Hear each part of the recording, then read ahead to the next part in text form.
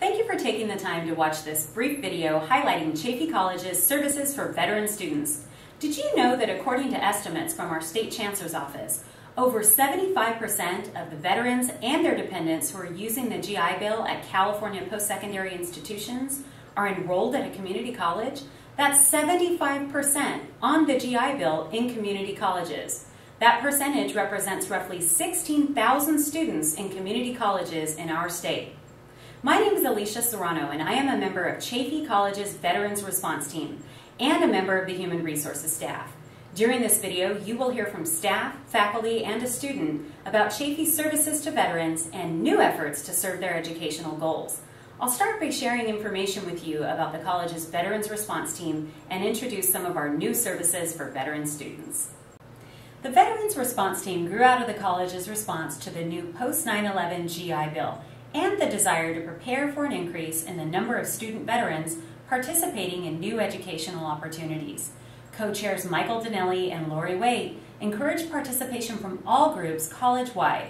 The result is a team of about 30 faculty, staff, and students representing all three campuses. The team is committed to ensuring our veteran students receive the service and support they need to both enjoy their experience at Chaffey and successfully complete their educational goals. Over the last year, the team has developed several objectives, including the implementation of 3 new support services to veteran students. One of the most exciting new services is a Veterans Resource Center scheduled to open this fall. The center is located in the Administration Building, room 125, and is currently undergoing some of its finishing touches. Once open, the center will serve as a space that provides a sense of community amongst those who have served in any branch of the military. The center will be primarily staffed by veterans for veterans. Additionally, the center will include ongoing services offered by counseling and disability programs and services staff. It is intended that veterans will also use the center to access Department of Veterans Affairs representatives and other services that support their educational needs. A second new service offered this fall to our college community is a veterans webpage housed at chaffey.edu.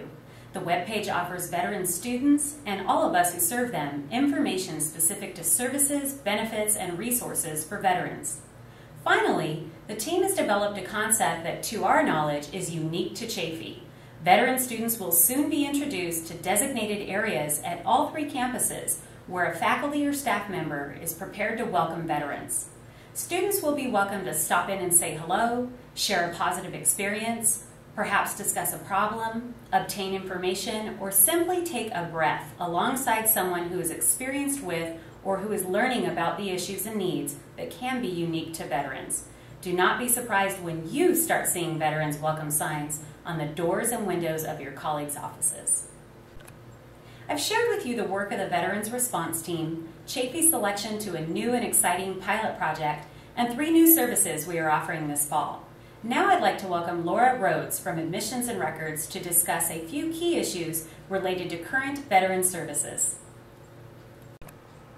Hi, my name is Laura Rhodes, and I'm the Veteran Certifying Official here at Chaffey College. Veteran Services is located in the Student Services Administration Building in the Admission and Records Office.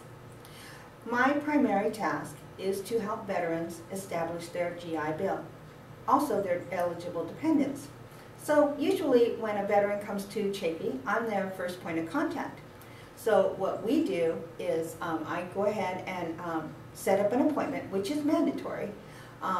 The veteran or eligible dependent will come and meet with me for about 30 minutes, and we go over the policies and procedures that are needed to get the GI Bill started. For veterans, this may include official transcripts from all prior school, assessment testing if no prior school experience has happened, DD 214, their discharge papers, and a mandatory meeting with the counseling department for a veteran program check.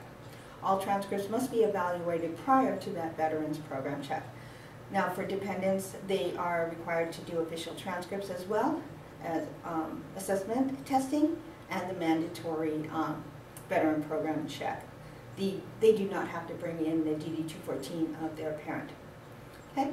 Once the paperwork is submitted, then I create a file and submit the claim to the VA.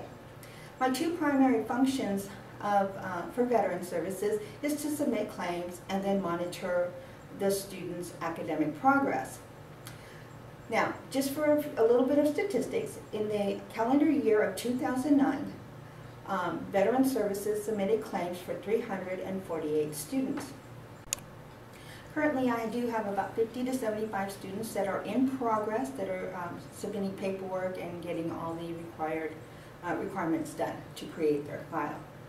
Now, as far as following their academic progress, at the end of every term, I do receive a failing grade report. Now, this lists every veteran who has failed at least one class. So for spring 2010, we had roughly 60 veterans or dependents that failed at least one class, and there were approximately 107 sections that were failed. So what this entails that I must go ahead and submit a letter to the veteran or eligible dependent, as well as the faculty of that student. So as far as the faculty goes, I do send an email. It is marked high priority, and in the body of that letter, I do put the student's name, the student's ID number, the class title, and the section number. Now, basically what it states is what we need to find out is if the student attended class to the end or if they stopped attending. And I give a 2-week window in which I need a response by. Now, I understand that faculty members don't usually take attendance. So there are 3 ways that we can verify a non-attendance.